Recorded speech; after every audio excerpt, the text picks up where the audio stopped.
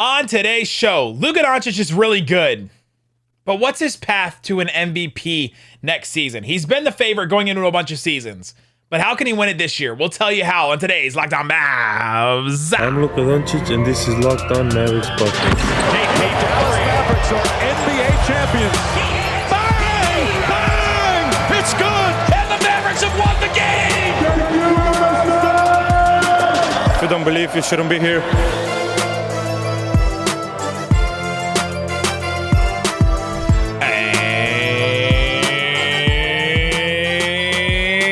Welcome. You are locked on to the Dallas Mavericks. My name is Nick Angstadt, media member and NBA channel manager for the Locked On Podcast Network. Thanks for making Locked On Mavs your first listen every day. We are free and available on all platforms, including YouTube, where the best way you can help us grow the show is to comment your team every day below. Your team every day below. Let us know what is the most important thing for Luka to win MVP next year. Let us know in the comment section below. And joining me, as always, my co-host, writer, and contributor at Mavs.com, the MVP person, the One More Thing King. What you got for me, Isaac Harris? So Nick and I were texting about what to do for today's pod. And Nick dropped hey, we should talk about Luka. We haven't talked about Luka, done a Luka pod in a while. Slovenia fans, back me up. I'm like, we're basically locked on Luka, so we do talk about Luka. All right, I'm looking at the thumbnails of all of our videos. Okay, this is a Luka, a Jason, a Josh Green, a Kevin Durant, a JaVale McGee, a I can't Brunson. wait to tease He's not this even pod on the team anymore. I'm going to tease the pod with, hey, today we talked about something we hardly ever talk about. Luka Doncic. Luka Doncic. How dare they?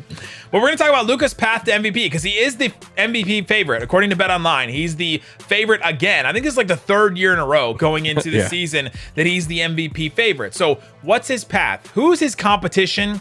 What do his numbers have to be? And then what do the Mavs need to do? Where do the Mavs need to finish for him to win an MVP? So let's get into that. But first, let's talk about where the MVP finished last year, because that was kind of a big conversation. There's a lot of debate, things like that. Jokic was the MVP, and Embiid was number 2. Giannis was number 3. There was a lot of back and forth between all three of those guys. It was clearly going to be one of those 3 guys last season. And then it was Devin Booker finished ahead of Luka, and then Luka finished 5th. And pretty comfortably in 5th. Like, he got 146 points. Tatum got 43 points right after him. Neither of them got a first place vote. Neither did Booker, but 100 more points than the guy below him is a pretty big difference between them. So comfortably in 5th. Do we think that's going to be his competition going into this season, or where are you looking for some of these other players to maybe rise up? Yeah, I think in a second you'll probably list off the odds for the rest of the crew, BetOnline after Luka, who those next guys are. But I think even looking past that top 5, Tatum, like you said, Ja Morant was at 7, Steph at 8. I think that's the crew. I didn't even look at last year. I didn't even look at the odds. I just kind of made my own list, and I literally wrote down for the West: Ja, Jokic, Steph, Booker, Luka, and then the East: Giannis, Tatum, and Embiid. So I think that's all the names on there. Yeah. That's all the names from last year. Here's the MVP odds going into next season. This is according to BetOnline. Luka's number 1. He's plus 450. Giannis number 2, plus 600. So that's a pretty big, that's a 150 point gap there between those two. Embiid is plus 700. Kevin Durant is plus 900. Jokic plus 1200. Curry plus 1200. Tatum and Morant are both plus 1400. LeBron is plus 1,800, and then Kawhi and Zion Williamson are both 20 plus 2,500. So they got Zion on there. Zion's got to play 25 games, but that's the list. I think Zion gets a little bit of the hype bump, like a Lakers, Kuzma, like a Lakers Duke, like Cowboys, like a Kuzma bump, betting bump. But that's the list. It's Luka, Giannis, Embiid, Durant, Jokic, Curry, Tatum, Ja, LeBron, Kawhi, Zion. That's the top group there, according to BetOnline. I guess Durant's the only one that I didn't have on there. I mean, sure, yeah. I mean, he's still one of the best players in the world. I just don't know what to do with him. I don't know where he's going to play, and that just it determines a lot. If Durant ends up in Phoenix, him, Booker, Chris Paul, I mean, I feel like they're going to equal each other out or even each other out and all that. So I think when the question I have when I look at the top 5 from last year, Jokic, Embiid, Giannis, Booker, Luka, are any of those guys to you dropping out, or like you're like, hey, I just don't think they're going to be in that 3 to 5 range? I don't see Booker. I mean, you'd have to finish the same that you did last year, and he'd have to have better stats than he did last year and step up, and they would have to probably finish the same or better, like 60 wins again. And it's just going to be hard in this Western Conference. So everything against Devin Booker, he's just not going to be in that spot again. Yeah, I'm with you on it. And it's like we were joking before we hit record. We're looking at like past winners and what happened last year. And it's like how many players, how many teams that have won over 60 games that have not had a player in the finished top 3 in MVP voting. Like winning 60 games is a ton of games. They won 65 games and Booker didn't even finish top 3. So would it take them finishing with 58 wins and Booker having a little bit better stats and Chris Paul missing some games? It's just so much of it is narrative with MVP. Well, and so much of it now is the star player that drags a team that wasn't supposed to be as good, right? Which, to your point, is part of narrative, right? The narrative of Jokic dragging that team without Murray, without Porter Jr., with injuries, and like it's just him and Aaron Gordon versus the world. Like that's basically what it was last year, and his numbers were just so incredible. His numbers like dwarfed Devin Booker's because Devin Booker was playing on more of a team that had more contributors to it. It's it's a group effort instead of just the one guy dragging a team, and that seems to be what the MVP has been the last couple of years here. Where you have Jokic twice, Giannis, and then the Harden Westbrook ones were definitely that. Curry was not, but Curry had the stats. Like Curry had a ton of stats to back it up that second year. And so, yeah, that seems to be what it was. So that takes us back to Luka. So how does Luka rise above some of these other guys? What does he have to do to step ahead of I think Jokic and Giannis, it would be tough for them to overcome the narrative of being a 3-time MVP. Like that's it's tough for you to vote for a guy like that. Like 3 times. As unfair as I think that is, it is a really true thing. It's a mental thing for voters. The past 4 years has been Jokic twice, then Giannis twice. And it's like Curry twice, LeBron twice. Like LeBron was only one in couplets of 2. He doesn't. Yeah. But like I could see Steph winning another one because it's been so far removed. I think there's even another added point to it that if it's so close, like, I mean, Jokic they'd have to win 72 games and like for him to win three in a row, like it's just wild. And they're going to have, I think they're going to have a really good regular season this year. Yeah. But for Luka, you look at it and I'm in the camp with you. Is like, hey, Giannis and Jokic, it's going to take a lot for them to be in the top there.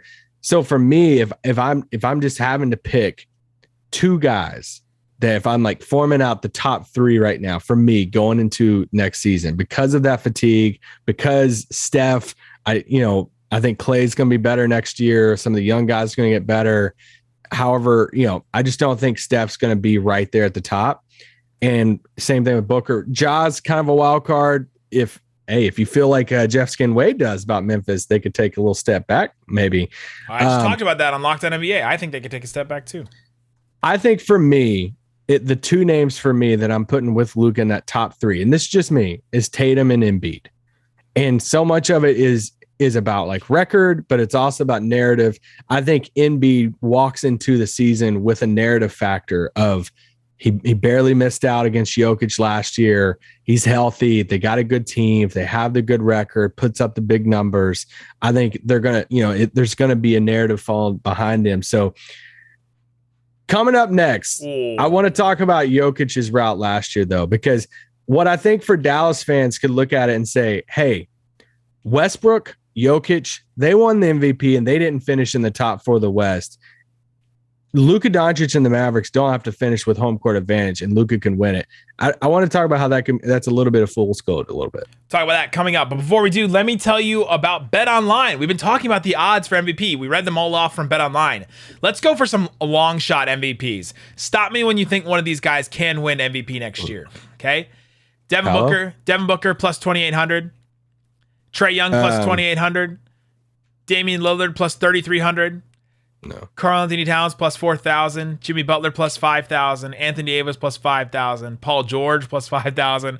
Darius Garland, Donovan Mitchell plus 6,600. LaMelo Ball, Kyrie Irving, DeRozan, Beal, James Harden, Chris Paul, DeJounte Murray. Like there's a Mitchell and Jimmy Butler is interesting to me. Those one Mitchell doing what on the Knicks? I'm just saying there is a world in which Mitchell goes to the Knicks and he balls out, and then they're like a 5th or 6th seed in the East. Considering some like I'm just saying there's a world. He has the Julius Randle year from the season before last, where Julius Randle was 2nd team All NBA. Like if Donovan Mitchell has a season like that, then all of a sudden that could be like an MVP. Averages over 30 a game. Gets the Knicks to like 50 wins or something crazy. Yeah, and then they lose in the first round to the Hawks again. So there you go. Go check out BetOnline, all the stats and odds for everything. BetOnline, where the game starts. All right, Isaac Harrison, we are getting into Luka Doncic. What's his path to an MVP next season? We talked about his competition. We talked about the voting odds for last year, the MVP odds for this year. What about the last couple of MVPs and the narrative for Luka has to go right for Luka? Well, the Jokic one last year, that I feel like a lot of things when it comes to Luka and us talking about it, we're about to talk about it again about like how many games do the Mavericks have to win for him to be up there? Because, you look back at history and look at these guys who've won the MVP, you typically just look at the top of the conference. It's like 1, 2, maybe 3, as far as like wins in your conference. You look at Jokic last year, but look at all the things that had to happen for Jokic to win that MVP. Like he put up ungodly numbers, like just unbelievable numbers. What is like 27, 14 boards, 8 rebounds, like some advanced stats assists, were just 8 assists. Like it was just some dumb advanced stats too, like insane. Like he just put up a crazy statistical season. Yeah. Then he had the narrative, like you said. It's like no Jamal Murray, Michael Porter Jr. out. And it's like you look at some of these guys he's playing with. You're like, I mean, some of these players are not even on rosters now. You're like, all right, he drugged that team to the playoffs. Then on top of that, then look at the teams that finished above the Nuggets in the playoffs.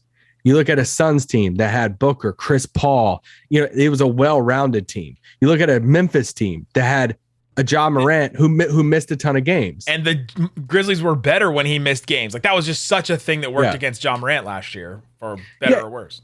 And then you look at like the Warriors, another well-rounded team, and Steph didn't like put up like crazy numbers. Well, so he had that crazy slump like in December and January where he was just like not good during that slump. And that really took him out of it. And then you look at Utah, and it's like, all right, well, Utah and Mitchell and Gobert, and like so in a way, he kind of like struck gold with none of the teams above him had this like bona fide like MVP alpha guy, except for Luka Doncic in Dallas that finished just one spot above him though. So if like a Mavericks Luka led team finished 2nd or 3rd in the West, Luka's winning MVP probably last year. So that one win between the Mavs and Warriors last year. But that's the type of thing. Like there was so much that went in Jokic's favor to win that MVP outside the stats, outside of looking at, the narrative around him, all that stuff, that I don't think it's healthy for Mavs fans to look at it and be like, dude, Luka can put up good numbers and us finish 6th in the West. He can still win that thing. I just don't think that the probability is very high for that. Let's talk about some of the stats Luka has to put up. And I have a sneaky one that I don't think people think about as much when it comes to MVP until it comes down to the voting. And that's games played. Last year, Luka played 65 games. He plays more games. The Mavs win more games. Like he puts up more stats, which I guess only averages kind of matter for MVP because I don't know if anybody's looking at your total points at the end of a season. But I think games played matters a lot. You have to play like 85 to 90% of games, I think, to get to the point where we're talking about you for MVP. Yeah, no, I agree. I mean, you look at, Jokic last year played 74 games. So that games it's not everything. I feel like games played is always argued when it comes to all NBA and some of these awards and stuff, but it does mean something. And he's got to play a ton of games. And this is where the narrative factor comes. Yeah, I know we're talking about stats, but okay, let's stay at stats because there's some narrative stuff with Luka I want to talk about. The stats feed into the narratives, and we love the narratives because we can explain a lot of things away with it. Because one of the biggest things that hurt Luka last year, I'll just go on the narrative thing, was like the Bill Simmons led charge. I mean, it was more than Bill Simmons, but like he comes into camp and he's out of shape and he's a little overweight. Yeah. And he starts the season, and it's like, okay, he's playing himself in the shape, and the 16 and 18 start didn't help them either, right? Yeah, and it's like he was a little sluggish. Like you could see that he's like, all right, got to play himself into shape. All this stuff. You know what's going to help Luka as far as his MVP case? If we're laying out a path for Luka to win MVP, it's him coming into camp and he's looking like the pictures that we're seeing circulating on the internet world right now. Of the fanny pack Luka and some of these other pictures with fans. And it's like, whoa, okay. I mean, we're going to see Luka on a basketball court coming up in Eurobasket in about a month. So we'll see him in action before the NBA season. But imagine if that's a new day. Instead of what if, imagine if. What if? Imagine if Luka shows up to camp next summer and he's just like skinny Luka activated and he starts off the season just absolutely killing it. And he's not getting tired at the end. And that's the narrative. It's more than the stats and stuff. It's all the media. It's the highlights of like, oh, it's everybody talking about like, dude, this is the year. And we're literally like 3 weeks into the season and everybody's saying, this is the year. Luka finally did it. He flipped the switch. He took the offseason series. And then everybody's running with that narrative. And that's what you got to capture. No Brunson. He has less help this year. Yeah. And I think so you mentioned how he got off to a slow start. There's a certain point where in the season, if you're not in the MVP conversation or you fall out of the MVP conversation, you have to do exponentially more to get yourself back into that conversation, right? Like, how could Steph have gotten back in that conversation? Because he was in it. Durant, how could he have gotten back into that conversation after he fell out? There's just a certain point where even Luka's end of the season, the Mavs were one of the best like 3 teams in the NBA over the end of the season. He only got to 5th, and he had a better record than what Jokic did. Did he have as much help as Jokic? Like, it was like close. Like neither of them had all-stars, and so. Yeah. But Jokic was doing it from the beginning of the season all the way through to the end. So like he didn't fall out of the conversation. He was in it the whole year, basically. Yeah, he was exactly. He was in it, and it matters. And like you said a while ago, going back to the stats, Jokic 27, 14, and 8, and a bunch of different advanced stats and stuff in favor of him. When you look at the years before that, even Jokic before that had 26 and 11. Giannis before that, God, that Giannis season was insane. Basically 30 points, 14 rebounds, 6 assists. When you look at stealing a block, yeah, this is just, dumb. But like you look at the past, even going to 2015, 16, Steph, then Russ, then Harden, those 3 years. If you just want to look at MVP winners, you're like, all right. You either got to average at least a double-double or you got to average at least 30 points. And I know that's really like simplifying it. It's like, yes, there's outliers before that. But going back to the past, 8 MVPs, that's been the case. A double-double, a crazy double-double, not just a little small double-double, but crazy double-double.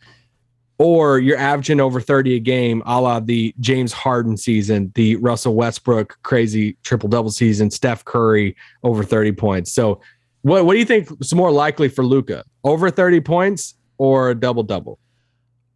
Over 30 points. And here's my other sneaky stat that I think feeds into this. The other sneaky stat besides games that he has snack. The sneaky snack. He's skinny, Luka. He's got to eat more Built Bars is what has to happen. Yeah. The sneaky stat that he has to is his 2-point field goal percentage. That was like his superpower over the last couple of years. Like the 2 seasons before the last one, he shot about the same as Giannis at the rim. He shot so well at the rim, finished around the rim. And there's a lot of games last year where we would look at Luka, he would get to the rim and not finish. And we'd go, what is wrong with Luka? Like, what is happening with him? He shot 57% from 2-point his second year, 57% the year before last, and then 52.8% last year. Like he has to raise that back up, gets to like, 57, 58%, all of a sudden that takes him to 30 points. And he's more efficient. The advanced stats look a little bit better if you're doing that. He gets back to that as his superpower. And then also maybe the assists a little bit. Like if he bumps the assists up if guys shoot better, like Maxi Kleba and Reggie Bullock aren't just bricking everything for the first couple months of the season. A couple of those things go right for him. He finishes better around the rim. The guys shoot some threes better. Like those are the stats that I think he really has to bump up to make him look more impressive with the advanced stats that calculate all those different things. And then eventually push him up high enough to where that narrative is in his favor. Coming up, let's talk about what the Mavs have to do, because I think Luka can, if he does all those things, the Mavs will be better as a team. And if they start well, they'll definitely be better as a team because they started so poorly last year. But let's talk about where they need to finish and what the Mavs need to do around him to help Luka get MVP. We'll talk about that coming up.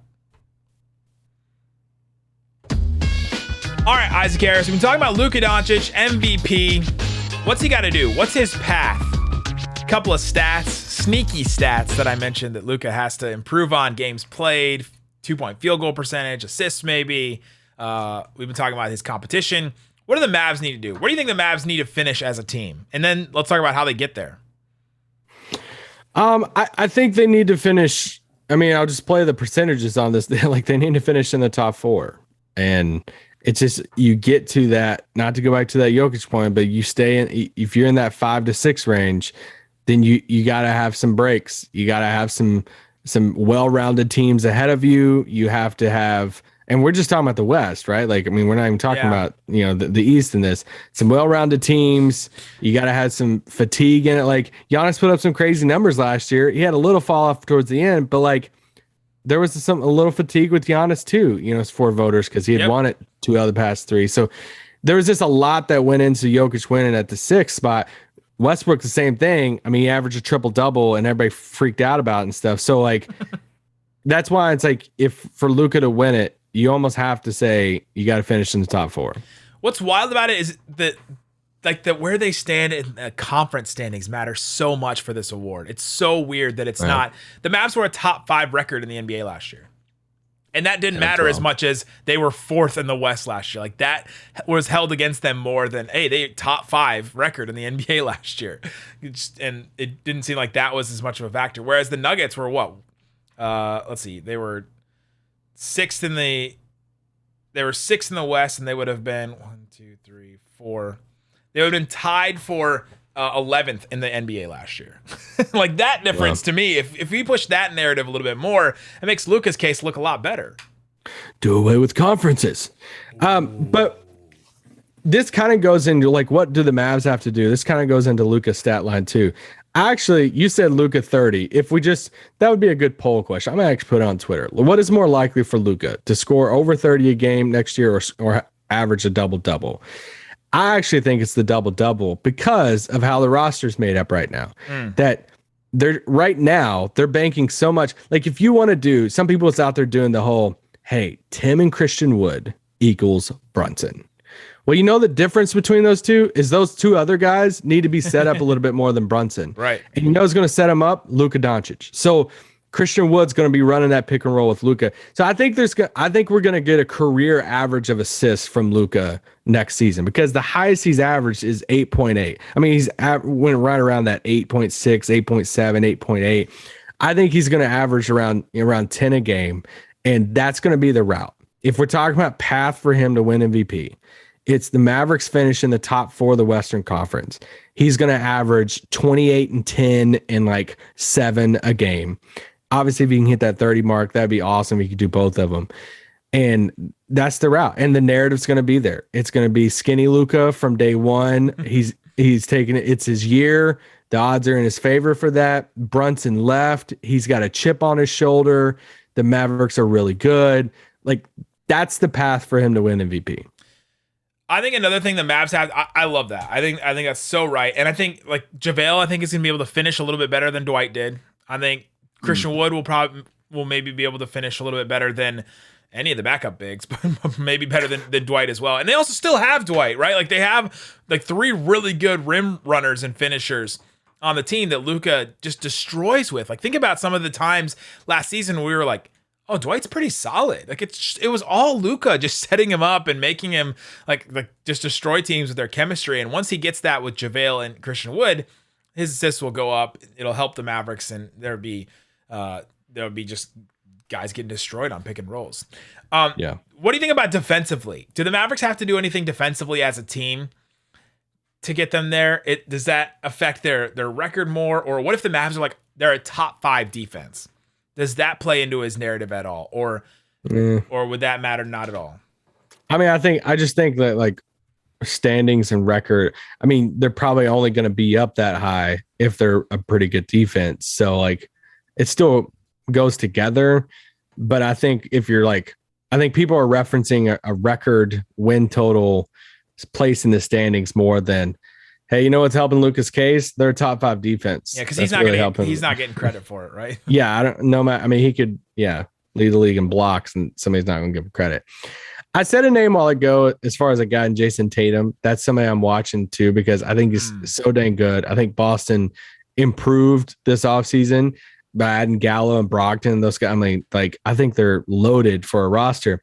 But the thing with Tatum though is he doesn't do enough of the other stuff. So he has to score 30 a game. Like for him to have a chance at this, I literally wrote down Tatum's path to MVP. He scores 30 a game and they run away with the number 1 seed. Hit another 3 per game, Tatum. But like that's because he averaged 27 last year, right? Yeah. Something like that. So like he's going to have to bump that up and they're going to have to finish with the top seed in the East and he's going to have to average 30 a game. And that's the path for Tatum because he doesn't have the assist and like rebounds and stuff like Luka does. So he averaged eight rebounds a game last year. So but that's true. But they don't matter as much to your point. Like they don't matter. They don't like it. Nobody's saying like, oh, Tatum 8 rebounds. Like Trae Young gets rebounds. but no, he's really good. It's just I think the East. Okay. Tell me if I'm crazy for this. When it comes to Luka's MVP chances, I think his next 3 biggest competition is all in the East. Yeah, Embiid, Giannis, Tatum. I would probably put Curry ahead of Tatum. What about Jokic? I would put Curry ahead of Tatum. I think that they're not going to give him 3 in a row. It's just they're just not. I just can't see it. Like there's only been a couple that have won 3 in a row. Or there's only been a couple players that have even won 3. Yeah. No 3 in a rows, I don't think. Unless actually no. Bird. Last one was it Larry? Yeah. Bird, Russell, Wilt. They all 3 won it 3 in a row. I love Wilt Chamberlain, man. Incredible player. The guys that have won. Here's the guys that have won 3. Ready? Hold on. Did James Harden? James Harden has not won 3. This list is not right. Yeah, that list isn't right. So James Harden has not won 3. I tried to.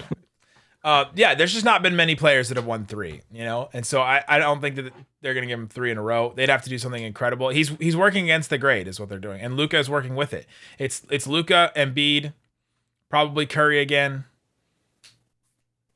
and Giannis, I guess. Giannis again, I guess again. And you asked this question a while ago, and I didn't touch on it too much, but like, what do the Mavs have to do? If you're talking about individual players, then a lot of the things that when we were talking about best case scenario, we did that Q&A I did with Austin Gruya. We did best and worst case scenario for the Mavs. And it's like best case scenario for the Mavs, then, the role players shoot 40% from 3 again next year. Reggie Bullock, Dorian Finney-Smith, those guys. You get the best version of Christian Wood, this pick and pop guy who can roll to the basket. Dinwiddie has, a monster season next to Luka and all that. Like, for them to finish top 4 in the West, you're going to need more than anything. You're going to need your shooters to hit over 40% from 3. Here's the players that have won 3. I found it. I was looking at a list of teams that have won, like players on teams that have won, and the Rockets had 3. Besides Harden, who else? No, it's Kareem won 6, Jordan 5, Bill Russell 5, LeBron 4, Wilt 4, Magic Johnson, Larry Bird, Moses Malone. That's it. That's 8 players have won 3. Like, that is rarefied air when you're talking about that. And I think they would give it to Giannis over Jokic because Giannis has already won a title. Like, I don't think you get 3 MVPs before you've won a title. That would just be that'd be tough. And especially, I know this isn't his fault and it's not fair either, but like him losing in the first round, like I don't know if anybody holds that against him, but like then just go back to next year and like, me won MVP again. Like, but he puts up. I personally don't like that narrative. You know, there's things I don't like. I don't like how certain players can't win Most Improved Player whenever they're like a top 5 pick and everybody's like, oh, they're supposed to be that good. like Luka his second season. I hate that, man. Piss me off. There you go. Let us know in the comment section below. What is the biggest thing for Luka? Is it one of the stats? Is it one of the narratives? Is it one of his biggest competition? What has to happen for him to win MVP? Let us know. Thanks for making Locked On Mavs your first listen. Now make your second listen Locked On NBA. It's me and Pat the designer talking about the biggest risers and fallers in the NBA. A really fun counted up with some interesting things. Serge Ibaka's skincare routine may have come up. There's just some fascinating things that haven't counted up. Go check it out. Guys, thanks so much for listening to Locked On Mavs. Peace out. Boom!